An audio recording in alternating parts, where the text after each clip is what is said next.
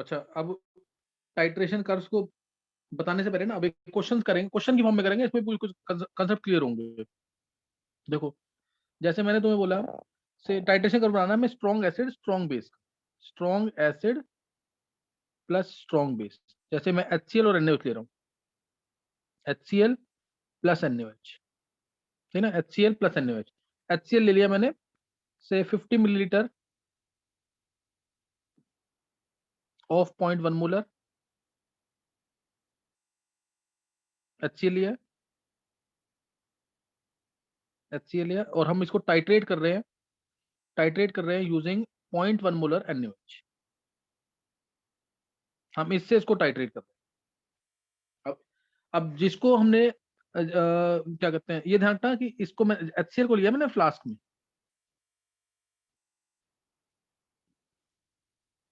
इसको फ्लास्क में लिया है, और इधर इसको ले लिया ब्यूरेट में।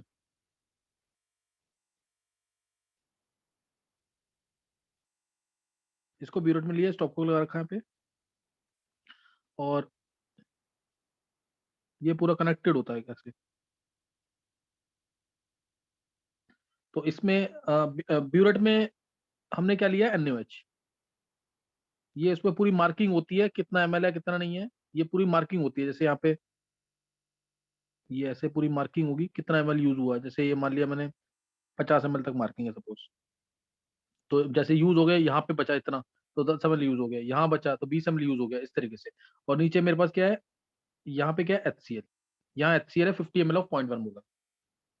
क्वेश्चन अभी ना 2019 में आया शायद क्वेश्चन, कि जिसका कंसंट्रेशन हमें निकालना होता है, ध्यान रखना, जिसका कंसंट्रेशन हमें निकालना होता है वो हम कहाँ लेते हैं, फ्लास्क में हमेशा। जिसका कंसंट्रेशन हमें निकालना होता है उसको हम हमेशा फ्लास्क में लेते हैं। और टाइट्रेट जिससे कर रहे हैं, जैसे यहाँ पे मैंने कंसंट्रेशन निकालना है मेरे को से NaOH का ही, या HCl का कंसंट्रेशन निकालना है, तो उसको मैं लूंगा कहाँ पे, फ्लास्क में। और टाइट्रेट जिससे कर रहे हैं उसको ब्यूरेट में लिया, उसमें हमें वॉल्यूम निकल जाएगा जब हम एक एक करके, वो जैसे यहाँ पे डालेंगे नीचे बेस, तो वॉल्यूम यहाँ से निकल जाएगा। कंसंट्रेशन इसका हमें ऑलरेडी पता था, तो वॉल्यूम निकल गया। कंसंट्रेशन इसका पता था, इसका वॉल्यूम हमें पता था, तो हम इसका क्या कहते हैं, कंसंट्रेशन निकाल सकते हैं। सही ना, तो हम इसका कंसंट्रेशन निकाल सकते हैं। जिसका कंसंट्रेशन निकालना होता है वो हमेशा फ्लास्क में लेते हैं, और जिससे टाइट्रेट करना है वो जनरली अगर वीक हो तो ज्यादा अच्छा है, क्योंकि वीक वाले का कंसंट्रेशन चेंज नहीं होता है जल्दी। तो इसलिए ये बात ध्यान रखना, ये इसका क्वेश्चन पूछा हुआ है मेंस में, IIT मेंस में। अच्छा, अभी जो काम हमें करना है वो ध्यान सुनेंगे। हमने क्या किया, HCl ले लिया 50 मिलीलीटर ऑफ 0.1 मोलर, कहाँ पे, फ्लास्क के अंदर। NaOH लिया है 0.1 मोलर, इससे हम टाइट्रेट कर रहे हैं, इससे हम टाइट्रेट कर रहे हैं। तो मान लो मैं एक एक करके बता रहा हूँ तुम्हें। पहले मैंने 10 ml NaOH डाल दिया, सही ना, 10 ml NaOH डाल दिया। इसका कर्व मैं यहाँ नीचे बना रहा हूँ, इधर ही। ये HCl है यहाँ पे, ये पता होना चाहिए बस।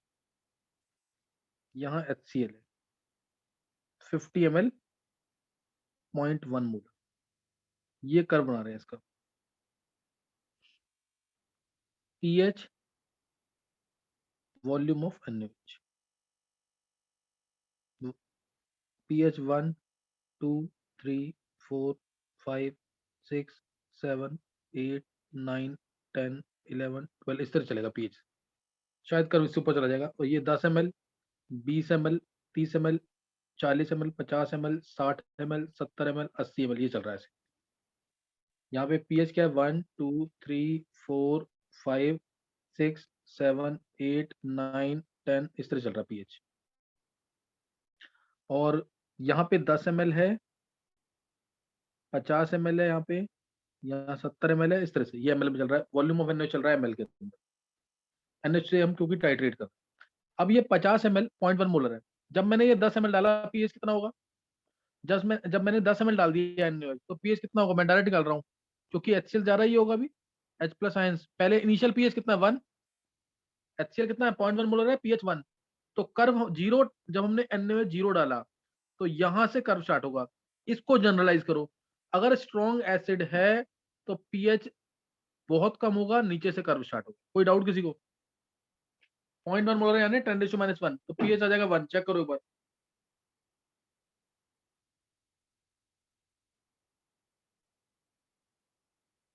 अब मैंने 10 ml डाल दिया NaOH, 10 ml NaOH डाला तो H प्लस आयंस कितने आ जाएंगे, ये HCl कितना आ जाएगा 50 इंटू 0.1 यानी 5 N1V1 माइनस N2V2 10 इंटू 0.1 यानी 1 divide by total volume 50 plus 10 60, ये आ गया 4/60 यानी 1/15, 1/15 आ गया यानी 100 करें इसको तो 6.67 इंटू 10⁻², 6.67 इंटू 10⁻², ये आ जाएगा। तो यानी पीएच आ गया हमारा 2 माइनस लॉग 6.67, 2 माइनस लॉग 6.67 यानी 2 माइनस मैं इसको मान लेता हूँ रफली 0.8, तो 1.2 आ गया पीएच। देखो 10 ml डालने से कोई ज्यादा फर्क नहीं पड़ा, 10 ml डालने से कर्व इतना ही चला, कोई फर्क पड़ नहीं रहा यहाँ पे 10 ml डालने से, ये कर्व स्ट्रेट चला। अब 20 ml भी डाल दूंगा अगर मैं तो 5 माइनस कितना आ जाएगा, एच कितने आ जाएंगे 5 माइनस 2 डिवाइड बाय 70, तो ये आ जाएगा 3/70, इसमें भी कोई खास फर्क नहीं पड़ना। ये इसको मैं कर रहा हूँ 30/7 इंटू 10⁻², तो ये 7 4 दा 4.23 आ गया 4.3, तो ये आ गया 2 माइनस लॉग 4.3, 2 माइनस लॉग 4.3 आ जाएगा, 2 माइनस लॉग 4.3 आया और लॉग 4 होता 0.6, तो ये 0.65 मान लो 1.35 हो गया पीएच। पहले 1.2 था, 1.35 20 डालने से कोई खास फर्क नहीं पड़ा। 30 डाल दोगे तो 5 माइनस क्या आ जाएगा, एच कितना है 5 माइनस 3 आ जाएगा डिवाइड बाय टोटल वॉल्यूम 80 हो गया, तो ये 2/80 1/40 आ गया, 1/40 यानी 2.5 इंटू 10⁻², तो ये आ जाएगा 2 माइनस लॉग 2.5, 2 माइनस लॉग 2.5 यानी 2 माइनस 0.4 1.6 आ जाएगा पीएच, कोई खास फर्क नहीं पड़ा 30 तक में भी। ऐसे ही 40 डाल दोगे तो भी कोई खास फर्क नहीं पड़ेगा, 40 डालोगे ना तो भी ऐसे ही हल्का सा पड़ेगा, मतलब ऑलमोस्ट कॉन्स्टेंट चल रहा है 40 तक। अब तुम डाल दो, यहां तक समझ आ गया सबको, एक बार हैंड शेक करेंगे जिसको समझ आ गया यहाँ तक जल्दी से, जिसको यहाँ तक समझ आ गया है।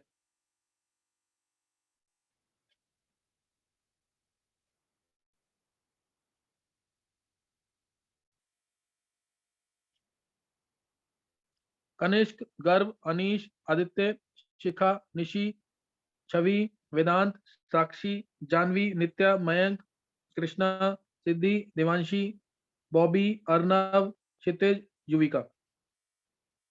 किसी को डाउट है पूछना है किसी को?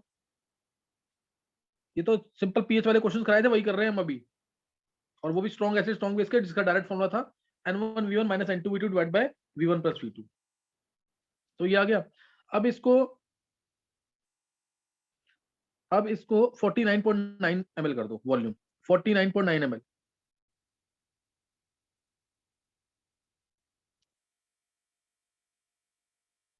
अनीश,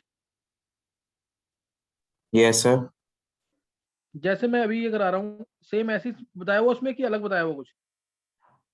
यस सर, करा है, सेम क्वेश्चन करा है ऑलमोस्ट, बट उसके अंदर स्ट्रॉन्ग एसिड स्ट्रॉन्ग बेस नहीं है, उसके अंदर वीक एसिड और एक स्ट्रॉन्ग बेस है।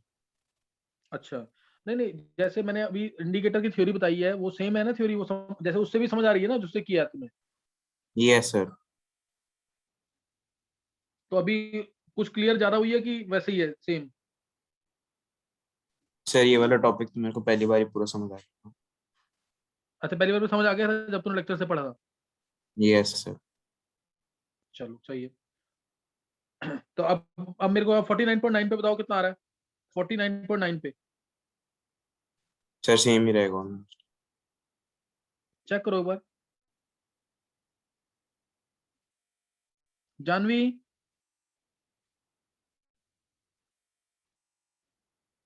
Yes sir. जानवी समझ आ रहा है कि नहीं? Yes sir. कोई दिक्कत होगी मेरे से बात कर लेना, जरूर समझ आना चाहिए, ये स्कूल में कम पूछेंगे इन टॉपिक्स को लेकिन आना चाहिए, इंपॉर्टेंट टॉपिक है। Okay sir. निशी को समझ आ रहा है, निशी, सिद्धि, सोनिया अटेंड नहीं कर रही है अभी क्लास। चलो आरुष,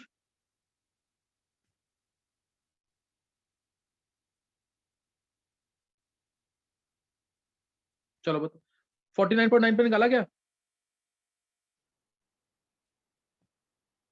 देखो एच आएंगे तब एच ही जा रहा है, 5 माइनस 4.99 आएगा डिवाइडेड बाय ऑलमोस्ट 100 ही है, 100 ले सकते हैं, 0.01/100, तो 10H-4 आ गया, पीएच आ गया ना 4 सीधा,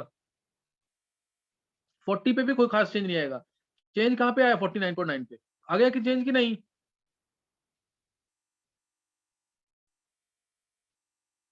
फोर पे आ गया पीएच की नहीं? यहां से पीएच बढ़ने लगा और कहाँ पे आया? 4 पे आया। नहीं समझ आ रही बात अनीश? सर आ गई। और 50 पे कितना हो जाएगा पीएच? 0.1 ml से बढ़ाएगा। 50 पे तो एग्जैक्ट न्यूट्रलाइजेशन हो जाएगा, पीएच हो गया 7। देखो बढ़ता जा रहा है, 7 हो गया 50 पे। 50 पे 7 आ गया। 50.1 पे कितना आ जाएगा? 50.1 पे अब ओ चांस ज्यादा होंगे, सर 10। तो 5.01, हाँ 10 आ जाएगा। -5 डिवाइड बाय 100, तो 10⁻⁴ आ गया। ओ चांस 10⁻⁴ मोलर, यानी POH4, पीएच आ जाएगा 10। POH4 आ गया और पीएच आ गया 10। पीएच 10 आ गया कि नहीं 50.1 पे? अब देखो पॉइंट मैंने 49.9 से 50.1 किया है सिंपली, और पीएच में ड्रास्टिक चेंज आया कि नहीं है? इसे बोलते हैं पॉइंट ऑफ इन्फ्लेक्शन। इस ऐसे पीएच को बोलते हैं पॉइंट ऑफ इन्फ्लेक्शन, जब ड्रास्टिक चेंज आता है पीएच के अंदर और वर्टिकल रेंज आ जाती है। ये आ गई वर्टिकल रेंज और 10 पे, और फिर उसके बाद जाके कर्व ऐसे होगा, फिर उसका कर्व जाके ऐसे हो जाएगा। कर्व बनाना आया इसका कि नहीं? और डायरेक्ट भी आना चाहिए तुम्हें कर्व बनाना इसका। ये कर्व बनाना आ गया कि नहीं?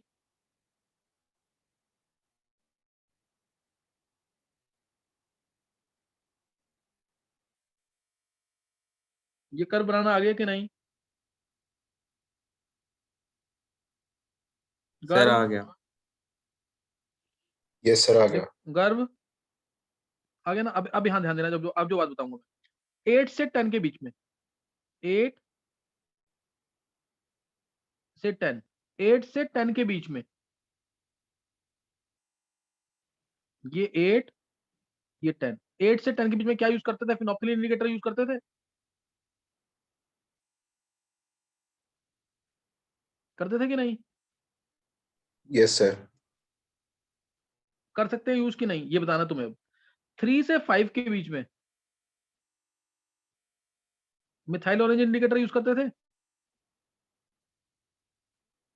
और 7 इसका इक्विवेलेंस पॉइंट है।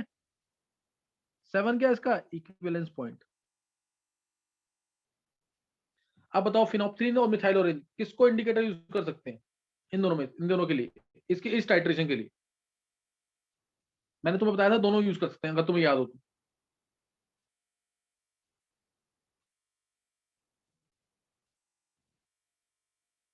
हाँ गर्व, यस सर, क्योंकि स्ट्रॉन्ग एसिड भी और स्ट्रॉन्ग बेस पे तो दोनों यूज कर सकते हैं। है ना, दोनों थे ना? क्या तुम्हें इस कर्व को देख के समझ आ रहा है कि दोनों यूज कर सकते हैं कि नहीं?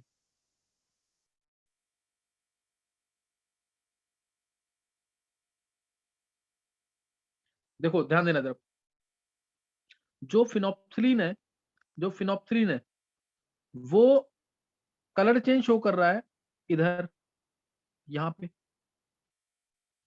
मिथाइल ऑरेंज यहाँ कलर चेंज शो कर रहा है इस रेंज में। दोनों के दोनों पॉइंट जो है इक्विवेलेंस पॉइंट के क्लोज है।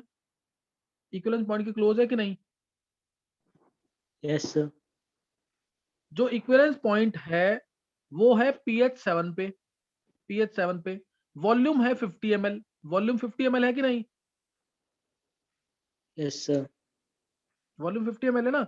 देखो इक्विवेलेंस पॉइंट जो है किसी भी टाइट्रेशन के लिए हमेशा वर्टिकल रेंज में ही लाई करेगा।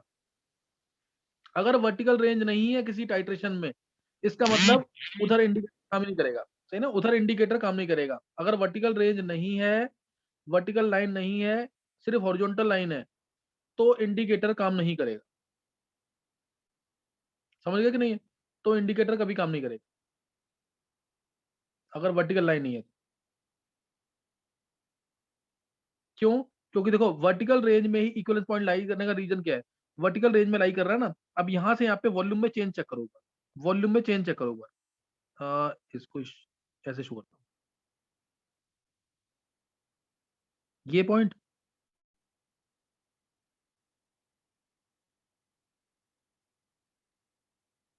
कितना चेंज आ रहा है वॉल्यूम में? क्या कोई खास चेंज आ रहा है वॉल्यूम में? No sir.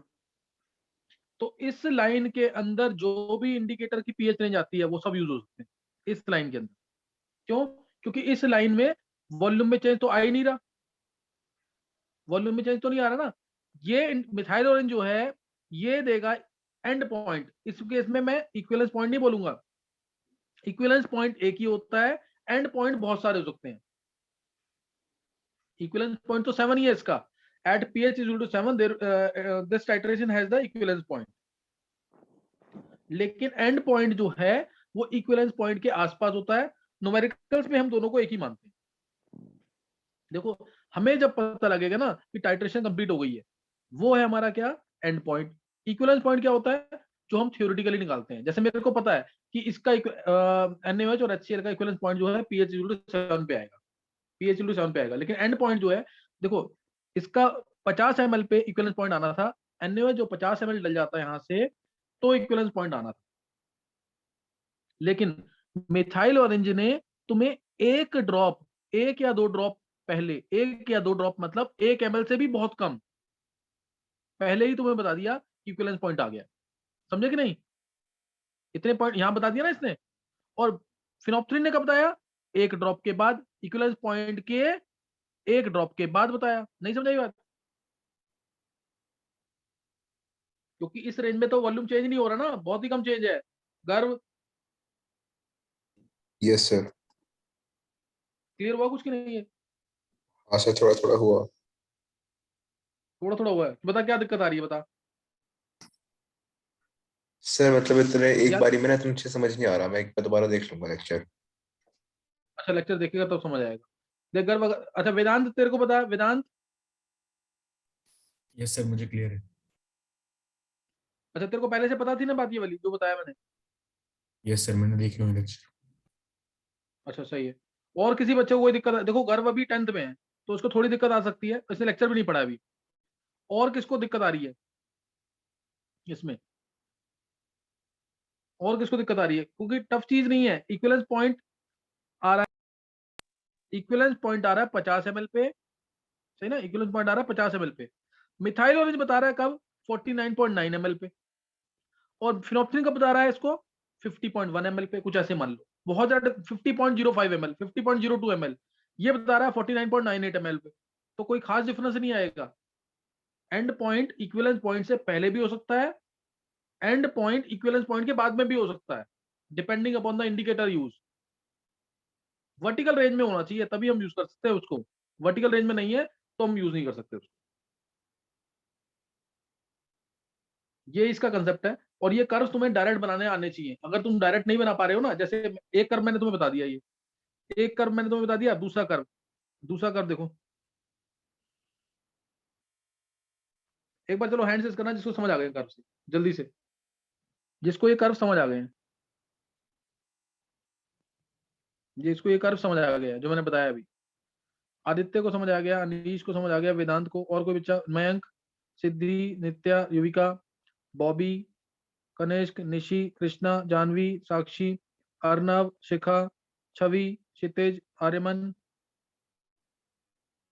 तो किसी को डाउट है तो दोबारा पूछ सकते हो वैसे। नहीं तो अब मान लो मैंने तुम्हें कहा कि कर्व डायरेक्ट बनाओ, वैल्यूज नहीं दे रहा मैं तुम्हें अभी। तो मैंने वैल्यूज दे करके प्रॉपर तरीके से कर्व बनवाया था तुमसे। मान लो मैं तुम्हें वैल्यू नहीं दे रहा और मैंने तुम्हें बोला से कर्व तुम्हें बनाना है, स्ट्रॉन्ग एसिड है तुम्हारे पास जो कि फ्लास्क में प्रेजेंट है, और इसको तुम टाइट्रेट कर रहे हो से with weak base, weak base से टाइट्रेट कर रहे हो उसको, वीक बेस से इसको टाइट्रेट कर रहे हो। अच्छा तुम मुझे बताओ इसमें डायरेक्ट इंडिकेटर कौन सा यूज होगा? वेदांत जल्दी बोल आंसर। नहीं वेदांत नहीं, गर्व तू बोले आंसर। कौन सा इंडिकेटर यूज करेंगे जो मैंने बीच में तुम्हें थ्योरी में याद करवाया था पिछले लास्ट लेक्चर में?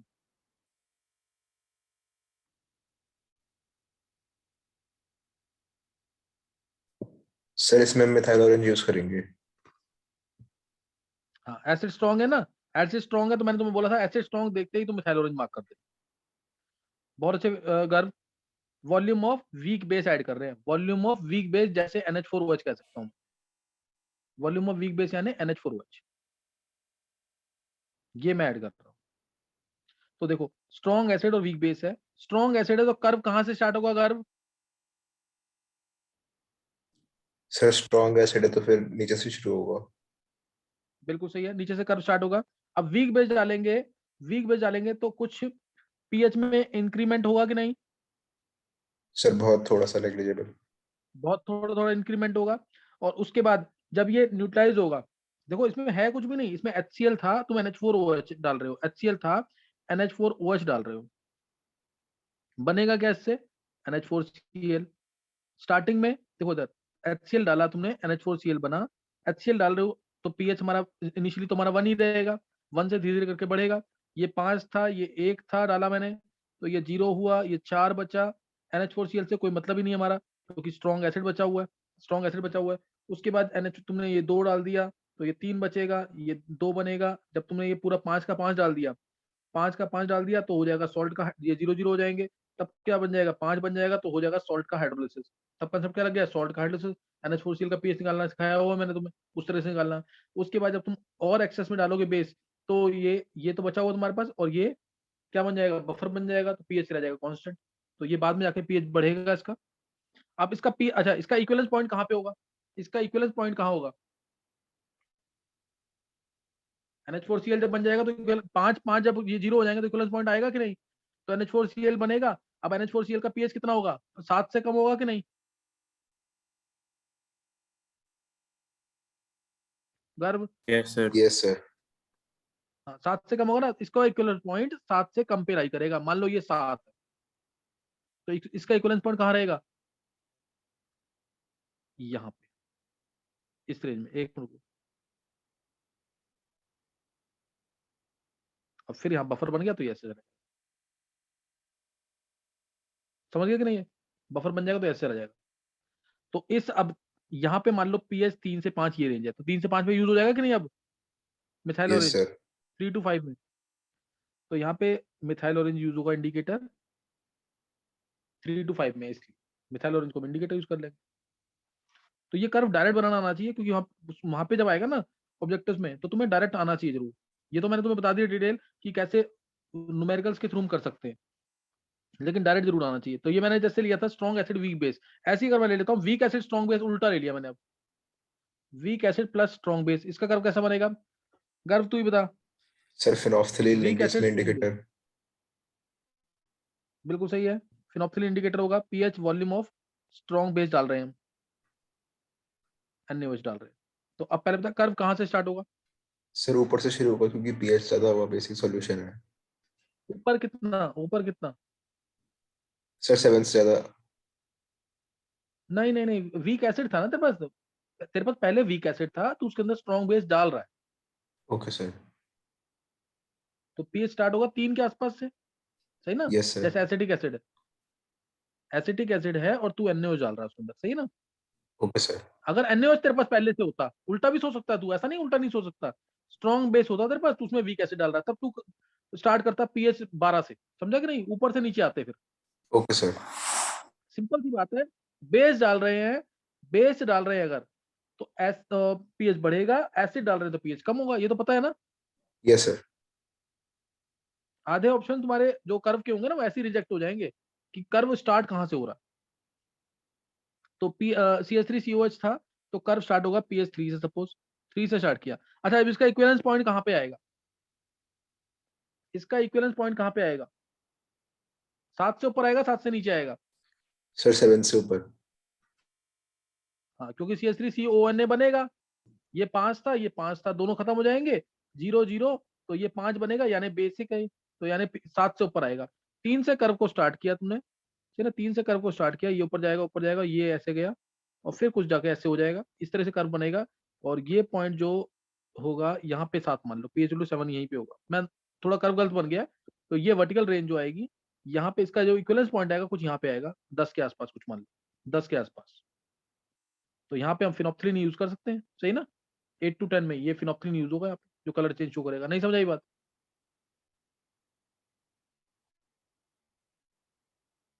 आ गई सर। नहीं समझ आया ये?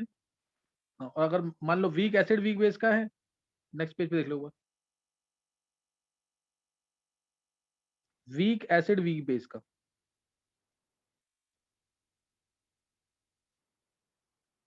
जैसे NH4OH और HCl, तो इस केस में क्या होगा? NH4CN बनेगा, ये तो बफर ही होता है कि नहीं?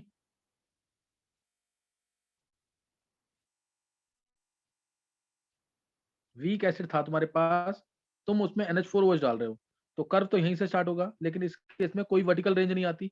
इस केस में कर्व जो है कुछ ऐसे जाता है, ऐसे करके जाता है कर्व। तो इसमें वर्टिकल रेंज आती है क्योंकि वॉल्यूम चेंज देखो ज्यादा है ना इसमें, तो सो इसके लिए कोई इंडिकेटर है ही नहीं। वॉल्यूम ऑफ क्या डाल रहे हैं हम? NH4OH। There is no vertical range in this, therefore no indicator is recommended for weak acid weak base titration। इसके लिए कोई भी हमने इंडिकेटर रिकमेंड नहीं किया। अगर यूज करना है तो मिक्स्ड इंडिकेटर यूज करेंगे, अगर रिकमेंड करेंगे भी तो मिक्स्ड इंडिकेटर यूज करेंगे। डाउट किसी को? इनका उल्टा भी सोचना तुम्हें आना चाहिए। उल्टा मतलब वीक बेस तुम्हारे पास था पहले, यानी pH 10 से स्टार्ट करोगे, फिर तुम उसमें वीक एसिड ऐड कर रहे हो। ध्यान रखना इस चीज का, ब्यूरेट में क्या है, फ्लास्क में क्या है। फ्लास्क में जो है वो इनिशियल जो पॉइंट है pH का वो डिसाइड करेगा फ्लास्क में।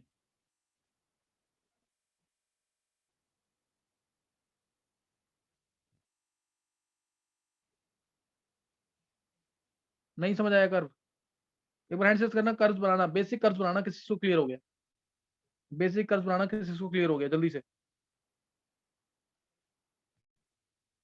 कनिष्क, आदित्य, गर्व, अनीश, वेदांत, नित्या, युविका, अर्नव, बॉबी, छवि, जानवी, साक्षी, क्षितिज, कृष्णा, आर्यमन, मयंक, निशी, शिखा, सिद्धि, Aarush.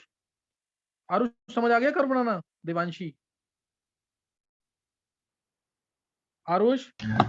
Yes sir, yes sir. बहुत अच्छा आरुष। देखो गर्व को समझ आ गया 10th वाले बच्चे में, और एक आरुष को भी समझ आ गया। Devanshi, yes sir. Curve clear हुए वो कैसे बनाने हैं? हाँ सर, मतलब थोड़ा थोड़ा नहीं आया पर आ गया है। तो एक बार दोबारा देखना लेक्चर, या तो पुराने लेक्चर सुन लेना या ये वाले लेक्चर सुन लेना, तो समझ आ जाएगा। ऐसा नहीं कि नहीं समझ आएगा। अब नेक्स्ट जो कर्व बनेंगे ना वो टफ वाले होंगे। अब नेक्स्ट वाले सिखाऊंगा तो टफ वाले होंगे। लेक्चर पढ़ के रखोगे ना तो करने में मजा आएगा इसको। और उसके बाद अब हमारा लास्ट टॉपिक जो बचा है वो सॉल्युबिलिटी प्रोडक्ट है। उसमें भी डिटेल है अभी, उसमें भी डिटेल है। कर्व हमने खत्म कर लिया यहाँ पे। तो कल कल अगर मेरी क्लास, ये क्या नाम है, अनीश, यस सर। अनीश कल तेरी क्या कोई क्लास है? तो 2:30 के आसपास अगर मान ले रखता हूँ मैं, टफ वाले कर्व जो सर है रख उनकी क्लास अगर रखता हूँ। सर रख लो सर, कल छुट्टी है। छुट्टी है कल? अच्छा, और ये जानवी? सर मेरा कल है। अच्छा है क्लास। चलो वही तुम्हारी 3 o'clock से है क्लास? Yes sir. 3 o'clock से। अच्छा ऑनलाइन ही क्लास है 3 o'clock? No sir, offline. अच्छा ऑफलाइन है। चलो कल वैसे कल तो टफ वाली क्लास होती है अगर होगी तो, नहीं तो कल मेरे को स्टार्टिंग में फिर ऑर्गेनिक ही लेना पड़ेगा। चलो इन कर्व्स को तुम पढ़ लेना, देखते हैं कैसे करना है। देखते हैं इसको कैसे। और मैंने एस ब्लॉक भेजा, किसी ने स्टार्ट किया है करना? सर मैंने कर दिया। किसने? सर मयंक। मयंक ने कर दिया। मयंक तो बहुत सिंसियर है। बस धीरे धीरे करता रहे काम ऐसे ही। होपलेस मत होइए क्योंकि अभी मार्क्स नहीं आ रहे ना, वो एक थोड़ा सा दिक्कत है। एक कनिष्क ने कर लिया है। कनिष्क कितने लेक्चर कर लिए हैं? सर सेकंड हाफ हो गया। अच्छा समझ आ रहा है ढंग से? Yes sir. अच्छा, और वेदांत ने पूरा कर लिया ना? Yes sir. वेदांत का पूरा हो गया। थ्योरी रीड करते रहना इसकी, और मन में बोलते रहना जरूर, ये ध्यान रखना जरूर। मन में नहीं बोलोगे तो फिर चैप्टर निकल जाएंगे ऐसे। आदित्य कितना कर लिया है? सर सेकंड हो गया, थर्ड हाफ हुआ है। सेकंड हो गया, थर्ड हाफ हुआ। समझ आ रहा सारा? Yes sir. Periodic properties chemical bonding आता है ना तो कोई दिक्कत नहीं आएगी। हालांकि इसमें तो इतना ज्यादा कुछ है नहीं एस ब्लॉक के अंदर। पी ब्लॉक इंपॉर्टेंट है थोड़ा, 11th वाला भी 12th वाला भी। क्षितिज, यस सर। क्षितिज तूने पढ़ा है क्या एस ब्लॉक की? नहीं अभी? सर 2 ही लेक्चर पढ़े हैं अभी। अच्छा 2 लेक्चर कर लिए। हम मैसेज जरूर करना, ध्यान रखना इस चीज का। निशी,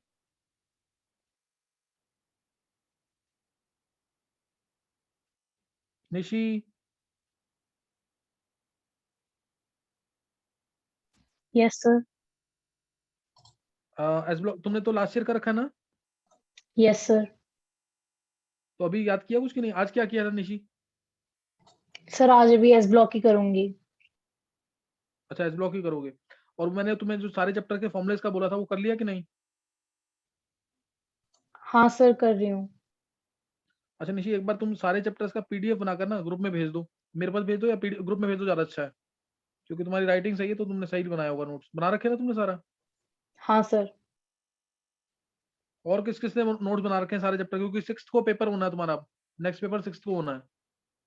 और किस किस ने बना रखे हैं नोट्स ढंग से? बिल्कुल बॉबी,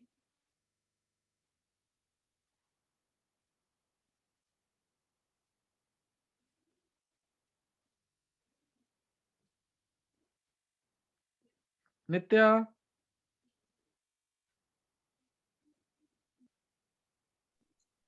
सर मेरे तो कुछ ही चैप्टर्स के हैं, मतलब देखो मैं तुम्हें इतना बोल रहा हूँ कि मैं टेस्ट ना ज्यादा लूंगा अभी ये, क्योंकि मेरे को एस ब्लॉक पी ब्लॉक खत्म करने के बाद ना मैं क्लासेस कम कर दूंगा। मैं लूंगा तो टेस्ट लूंगा फिर, क्योंकि तुम्हारी क्लासेस ऑलमोस्ट 7 डेज क्या 14 डेज चल रही है लगभग, क्योंकि मैं नाइट में भी क्लास ले रहा हूँ।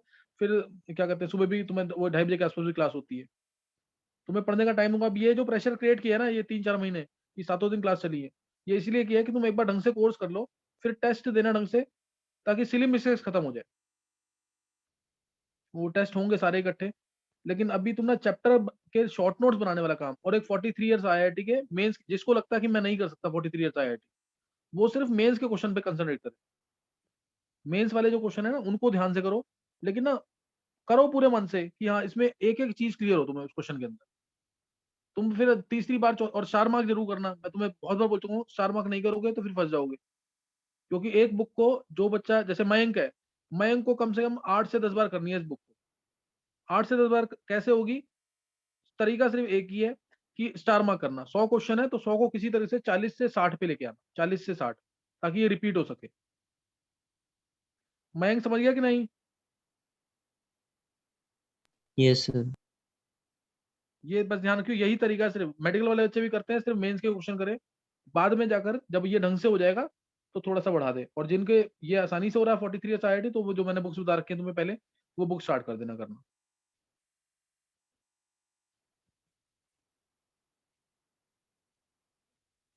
चलो, किसी को कुछ पूछना तो नहीं है?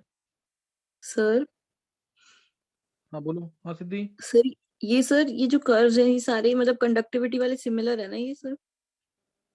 कनेक्टिविटी तो अलग हो गया ना। सर लेकिन ये सिमिलर ही कनेक्टिविटी मतलब लग रहे हैं ये सारे, मतलब चारों की।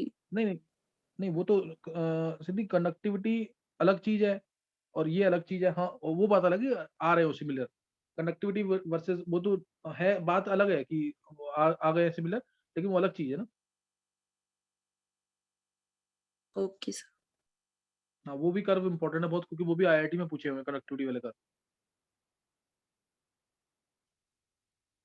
सर जो आप 6 Feb वाला टेस्ट लोगे उसके अंदर आप ऑर्गेनिक भी पूछोगे कि चैप्टर 1 to 9 ही आएंगे? 1 to 9 बोल रखा है मैंने, एस ब्लॉक पी ब्लॉक भी बोल रखा है और ऑर्गेनिक भी बोल रखा है। ऑर्गेनिक की कन्वर्जेंस कर लो तुम लोग, कन्वर्जेंस कर लो। उसके बाद इसके बाद ना मैं टेस्ट एक रखूंगा, वही 6 के बाद सीधा 13th को, जिसमें आइसोमेरिज्म और जीओसी, जीओसी आइसोमेरिज्म मतलब ऑर्गेनिक वाला पार्ट होगा मेनली। जीओसी आइसोमेरिज्म एक बार ले लूंगा मैं, या जल्दी में लूंगा थोड़ा सा, जीओसी और आइसोमेरिज्म। इसका एक अच्छा टेस्ट है, वो लूंगा तुमसे पहले। एक बार मेरे को ना 43 ईयर्स आईआईटी, ये ना ये तुम्हें पूरी ढंग से याद करवानी है कंसेप्ट के साथ। ये हो जाएगी ना अपने आप, किसी ना किसी बच्चे का अपना इंटरेस्ट बन जाएगा कि मेरे को आगे करना है ढंग से। एस ब्लॉक पी ब्लॉक जो है 2 चैप्टर, अब ये तो थ्योरी वाले चैप्टर है, लेकिन हाँ इस पे भी मैंने बहुत ढंग से पढ़ा रखा है लास्ट ईयर। अगर तुम देखोगे ना, जिसने पीरियोडिक प्रॉपर्टीज केमिकल बॉन्डिंग कर रखा है, तो उनको बिल्कुल ढंग से समझ आएगा ये। चलो नेक्स्ट टाइम करेंगे। रिवाइज करते रहना फॉर्मुलेज जरूर। फॉर्मुलेज के अलावा जैसे तुम्हारा टॉपिक है ना, ये electronic configuration, VSEPR theory, suffix prefix, name reaction, distinction, conversion, oxo acids important topic है, ऑक्सो एसिड्स। और रेडॉक्स में के अंदर K2 CR207 K104 की रिएक्शंस, ये सारे बहुत इंपॉर्टेंट टॉपिक्स हैं जिनके क्वेश्चन आते ही आते हैं। ये टॉपिक्स मैंने बोले होमवर्क में बोले हुए हैं। ये ऑफलाइन में तुम होते ना, सारा ये तुम्हारा चेक होता है। 2 दिन क्लास होती है हफ्ते में, 2-2 घंटे की, तो उसमें ये चेक होता था सारा काम। पहले क्लास में एंट्री तभी मिलती है, पहले सारा होमवर्क दिखाओगे बाहर, मोटी सी फाइल लेके आते हैं बच्चे, सारा काम किया होता है सबने, तो ये चेक होता था, फिर एंट्री मिलती थी। लेकिन अभी तो नहीं कर पा रहे, और तुम लोग कर रहे हो नहीं कर रहे हो, यही दिक्कत आ रही है सबसे ज्यादा।